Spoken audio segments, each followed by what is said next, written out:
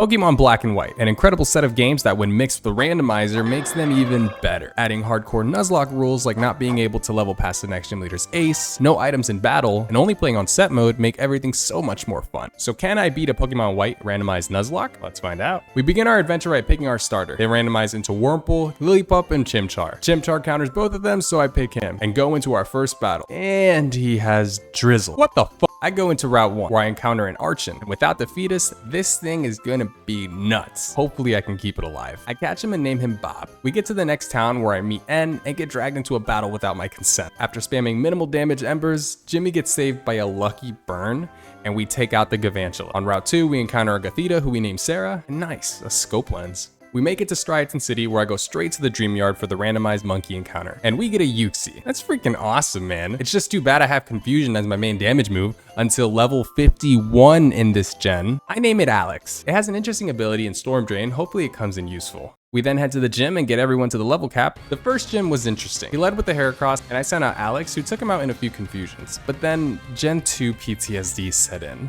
when he sent out a Miltank. Good lord, this thing was annoyingly bulky. We hit a confusion that hit a clutch confusion, and after a few times of it damaging itself, Jimmy takes out the cow, winning us the battle. The TMs in this are also random, and we got a clutch one and recover. Oh, don't hurt John. Bianca, shut up. I'll be fine. Download? Hail Glow? After that heart attack, we go to Route 3 where we find a Swoobat. This dumb thing didn't want to stay in the ball, so we just take it out. We beat up the cave grunts and get our cave encounter, which is a Regirock. Ah, Alex is too good. We arrive into Nimbasa City, where in Pinwheel Forest we find a Cherim, who we name Eggplant. I go to the gym, and don't ask me why I had Bob in, but he gets taken out by a Suicune. On to the battle with Lenora. She leads with the Yamask, and I send out Alex. To begin, I use Confusion, and she disables me. What a start. After some switching around and setting up with Eggplant, Yamask goes down. Out next is Gothorita, who goes down to a few magical leaves, winning us the battle, and also earning us the TM for Scratch. After Lenora gets robbed, we play the hero and get the Dragon Skull back for her, and make our way to Castelia City. If you don't like and sub, I'll push her off. We fend off Team Plasma and go into the gym to battle Berg. He starts off with literal trash, and I send out Eggplant. I set up Leech Seeds before dipping out into Alex. On the way in, he hits us with a sludge that poisons, and the following turn we take him out with a Confusion. Out next for Berg is an actual bug type. I immediately switch into Jimmy despite him having a crippling ability, and take Durant out with a barrage of weakened flame wheels and lucky burn damage. Last out is Ledian. I switch into Eggplant, and after some back and forth, Ledian goes down. With 3 badges, I have my sights set on Route 4, where I find a Helix fossil, very nice, and in the sand I find a Poochyena, who I name Amer. At the Desert Resort, I find a Hippopotamus, who I name Tina, and in Relic Castle, I find Eradicate, who I name Cheese. In Nimbasa City, I ride the Ferris wheel with N, and yes, N, I'll suck your toes. And I head into the gym to battle Miss Unova. She leads with Clink, and I send out Jimmy. Jimmy uses Mach Punch that takes her below half, and she just uses Charge, allowing Jimmy to take Clink out the next turn. Out next is Zweilous, who goes down to a 2-piece from Jimmy. Out last is Kyurem. This man's was a problem. I go for Recover, but obviously he's faster and brings Jimmy close to half with an Ice Beam. I didn't really have much of a choice, and knew I had to stall out with Recover. After Recover, oh god, a crit. Yeah, we're not making out of this without sacking some of my Pokemon off. And Jimmy goes down to a crit Ice Beam. Sir survives an Ice Beam and lowers his special defense with Fake Tears. And after stalling out Ice Beams and losing Amer, Sarah, and Eggplant, Tina is able to take him out with the most clutch crit I've ever got, winning us the battle. I hate you. Trying to leave the city, Bianca drags me into the theater, and after making Cheese Bonita, we head out. Oh, this is awkward. Before Driftfield City, we encounter a Groudon on Route 16 that Alex kills. Guess he wants to be the only legendary. And a Sewaddle who we name Lucas on Route 5. And on the drawbridge, we encounter Sneasel, who we name Chris. Before the gym, we find a Zigzagoon at the cold storage, who I name Useless. After finding Team Plasma and clearing them out, we go to challenge the gym. Bro, almost every trainer having a legendary is scary. And to this same trainer, I lose Chris to a gear grind. Oops. I go to get an encounter on Route 6 before the gym fight, and Lucas dies to a crit Gust. Forgot it had that move, going to pretend the crit mattered. I catch Lucas's killer and name her Hera, and begin our fight with Clay. He leads with a Slacking, and Cheese is shaking in her boots. I go for a normal jump boosted Hyper Fang, and it does about a third, and he sets up an Amnesia. Next turn I get a lucky crit with Crunch as he goes for Slack Off.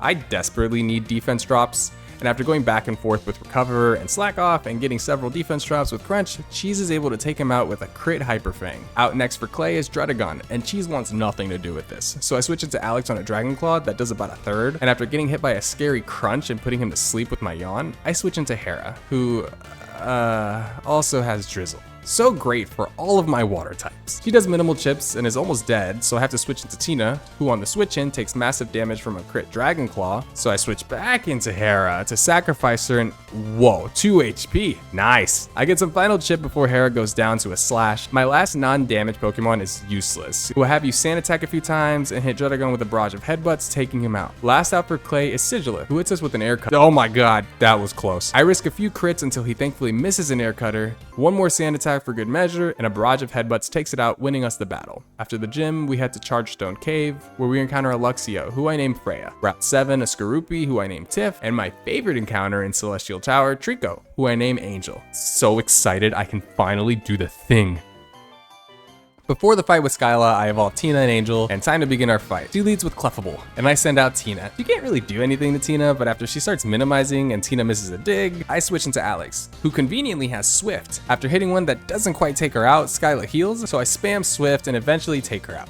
Next out is Poliwrath, and Alex is a go. He hits a crit confusion that confuses, and Poliwrath misses Hypnosis. Wow. One more confusion takes out the bulky Tadpole. Last out is Grumpig, who goes down to 1 crunch from Tina, winning us our 6th gym badge. Outside of the gym, and is waiting for us, and he rudely calls Tina Hippowdon. Her name is Tina. Anywho, moving on to Twist Mountain, where I find a Staryu who I named Patrick, and in Icarus City, I find an Axew in the puddles who I named Kevin. And in the grass in front of Dragon Spiral Tower, I catch an Eevee and name him Paul. Next on the hit list is Bryson. He leads with a Kyogre, and I send out Freya. I set up a charge followed by a Thunderfang and easily take him out. Easy peasy. Next out is Crocodile, and Freya wants nothing to do with this, so I switch into Angel, who is now a Sceptile, and after a Mega Drain Leaf Blade combo, the Croc goes down, leaving Bryson with 1 Pokemon, Ludicolo. And after a poison from Tiff and a barrage of headbutts from Useless, he goes down, winning us the 7th badge. We find the choice specs in the tower, and now's a good time to note that I don't have a single flyer, and I have to go back to Relic Castle, so... At the museum, we get the Blackstone and revive our Helix fossil. Oh great, a non-flyer.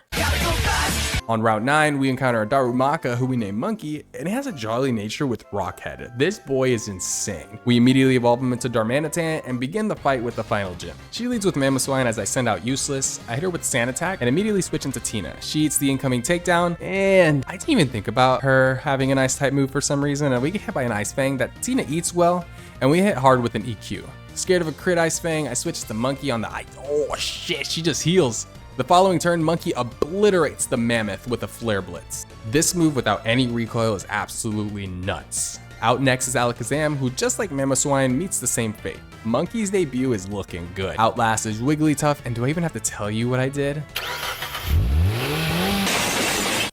Right. Our final encounter is a Fion, who I didn't know it yet, but this encounter would be a clutch one. The Pokemon League. We finally made it. This is our team going into the Elite Four. Tiff, Monkey, Tina, Angel, and Kevin. Hello. Starting off with Chantal. She leads with a Stantler, and I send out my Tiff. I set up 2 layers of Toxic Spikes and switch into Alex, my special attacker, as it sets up Calm Minds. Great. I switch out into Kevin as she heals with a full restore, and after setting up to +2, Kevin takes out the Stantler with the Dragon Claw. Next is a Gengar, who rudely ruins Tiff's work and goes down the same way as Stantler. Same goes for Toxicroak. Outlast is Magnezone, so a quick switch into Tina and an EQ takes it out. Next one on the list is Grimsley. He leads with the Venomoth as I lead again with Tiff. I try my Toxic Spike shenanigans again and switch into Monkey to take him out with a Flare Blitz. Out next is Infernape. Expecting a close combat, I switch into Alex, who eats it no problem, and takes him out the next turn with a Confusion. Out next is, oh hey, would you look at that? Fancy meeting you here, stab, stab, stab. His final mon is a Slowbro, who goes down to a Leaf Blade Mega Drain combo. Next is Sleeping Beauty herself, Kaylin. She leads with a Grumpig. We do the usual, and then Tiff takes down the Fat Pig with a couple of Bug Bites. Next on the chopping block is, oh my god, a Lugia. I switch into Alex as she goes for a Rain Dance, and I can feel Alex's ability about to come in the most clutch way possible, and she goes for a Hydro Pump, boosting my special attack. Alex uses Swift, hitting like a pillow, and after getting us to +5 but taking substantial damage, I switch into Monkey, who gets spanked on the way in, little bad boy, and take it out with a Flare Blitz the following turn. Next out is Among Us, who gets taken out easily, and last is Vespiquen, who suffers the same fate, winning us the battle. The last of the Elite Four before the champion is Marshall. He leads with the Jinx, and after I switch out, she gets taken out by Monkey. Next out is Azumarill, who falls to a few Leaf Blades, another Jinx, who falls just like the other Jinx. Out next is the one that truly rocked this team, Electros. I go for a Flare Blitz that gets him low, and he goes for a Discharge. The discharge crits and takes out our monkey man. The slap in the face is him not even falling to poison. But with a quick attack from Angel, we take him out, winning the last battle, but at a heavy cost. After end Raw Dog's Adler, it's time for us to take revenge. Before the final battle, there's a PC, and we deposit Monkey and pick up because we don't have a Water Stone to evolve Eevee or Staryu. Before the fight, we do have to catch Zekrom, and he randomizes into a Weedle. We begin the battle with N. The Orphan leads with a Drifblim, and I lead with Tiff. I immediately switch into Tina, who eats a Shadow Ball on the way in. Another Shadow Ball brings us low, and a Crunch brings the balloon super low. Expecting him to heal, I go for another Crunch, bringing him back into the red. I switch into Tiff on a Shadow Ball. This isn't the last battle, so I don't want to lose anyone here. I don't have a switch in. I choose to attack with Tiff, and we get hit by another Shadow Ball. That leaves us on 3 HP. With a crit Poison Fang, we take out the balloon. Wow. Out next is Machamp, who falls to a couple of confusions from Alex. Lumineon is out next. I switch into Angel, who eats a U-turn on the way in, and he switches into Metagrow. So I switch into pretty much my only resort, who takes a lot of damage on the way in. Things are looking pretty grim right now. I don't even know what to do. I just decide to attack as he sets up an iron defense. Bubble Beam didn't do too much damage, but uncovered something incredible.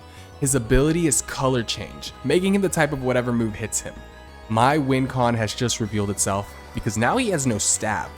I switch into Angel on a Hammer Arm, and it does a lot of damage, but with the stroke of luck, my ability static activated. Luck is on my side right now. I can't give up.